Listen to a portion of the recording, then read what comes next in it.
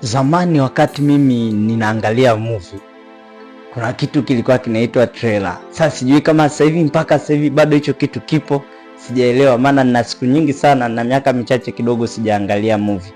Kwa hiyo kuna kitu alikuwa nakiita trailer. Kabla ya movie yenyewe haijaanza, kuna utangulizi ulikuwa unatangulia, tunaonyeshwa ndani ya hiyo movie nini kitakuwepo. Kuna kitu gani humo ndani kwenye hiyo movie? Ni mambo gani yatakuwepo? Sasa ile kitu ilikuwa inatupa hamasa na shauku ya kutaka kujua kama trailer iko hivi, je, movie yenyewe ikoje? Si itakuwa ni balaa, itakuwa ni hatari. Yaani unamsikia Mkandala anakuambia tidi, basi alikwenda kaka akampiga, afu anaishia njiani, haelezi kama alikufa au aliumia au alifanyaje, inaishia tu hapo. Inakupa hamasa na shauku ya kutaka kuona ndani kuna nini, hiyo movie yenyewe itakuwaje. Lakini trailer ilikuwa inakupa tafsiri ya hiyo movie itakuwaje, itakuwa nzuri kiasi gani, itakuwa inavutia kiasi gani, itakuwa inashawishi, yani itakuwa ina mpambano kiasi gani trailer.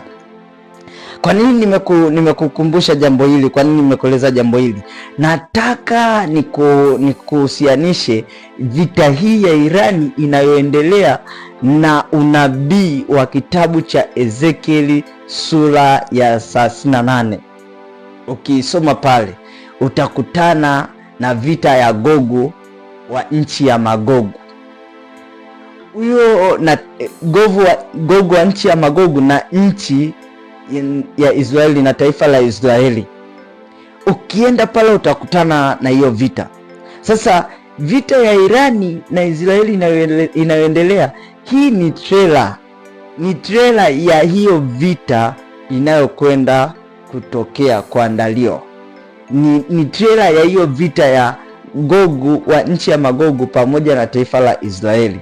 Hiyo ni trailer kwa sababu Irani ni moja ya nchi zitakazoungana kupigana na taifa la Israeli, na tena sio moja ya nchi zile zenye nguvu, ni moja ya nchi ndogo zitakazoungana na kupigana na nchi ya Israeli. Kwa hiyo ziko nchi kubwa zenye nguvu zitakazoungana na kutengeneza kitu kinaitwa Magogu, na mtawala wao mkuu atakuwa ni Gogu wa nchi ya Magogu. Hiyo nchi ya Magogu inayosemwa ni taifa la Urusi. Kwa hiyo watainuka kupigana na taifa la Israeli. Kwa hiyo huyu Irani anatuonyesha trailer ya movie yenyewe itakavyokuwa. Itakuwa ni mpambano usio wa kawaida, utakuwa ni mpambano mkubwa sana kati ya hii taifa la Israeli na huyu Gogu wa nchi ya Magogu. Kwa hiyo rafiki yangu, hii kitu sio ya kuchukulia poa poa. Hii vita sio ya kuchukulia kikawaida, lazima ufikirie mbali zaidi.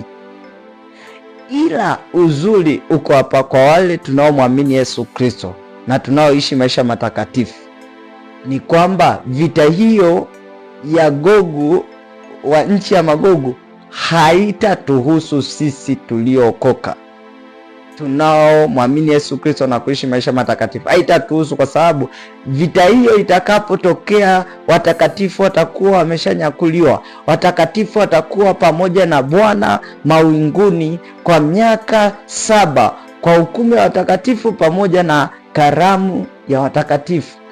Kwa hiyo haitatuhusu kabisa kabisa. Wale wote ambao wameokoka, tumeokoka na kuishi maisha matakatifu, haitatuhusu hiyo vita. Sasa kama vita hii ya Irani na Israeli ni mbaya kiasi hiki, inaleta uharibifu kiasi hiki, je, hiyo vita itakuwaje ambayo itakuwa imeunganisha mataifa mengi, kabila nyingi za aina nyingi, na lengo lao watakalokuwa wamekusudia ni kuifuta Israeli kwenye uso wa dunia? Maana Biblia inasema kwenye Ezekieli 38 mstari wa 10 kwamba huyo Gogu atakusudia kusudi baya, na hilo kusudi baya atakalolikusudia ni kuifuta kabisa Israeli kutoka kwenye uso wa dunia. Rafiki yangu, ninakusihi, ninakuomba, kubali leo kubadilika, kubali kumwamini Yesu, ili hiyo vita yenyewe itakapotokea isikukute, usio miongoni mwa hao watakao kuwepo kwenye kipindi hicho. Itakuwa ni kipindi kigumu sana sana kwa watu watakao kuwepo duniani.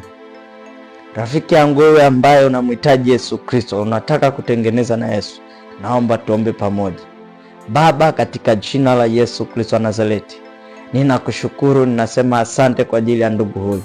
Ninaomba neema yako juu yake Bwana, itakaomwezesha kubadili nia yake na mtazamo wake, akutegemea wewe na kutumainia wewe Mungu, katika jina la Yesu Kristo wa Nazareti.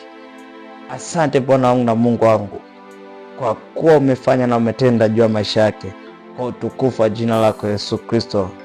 Amen.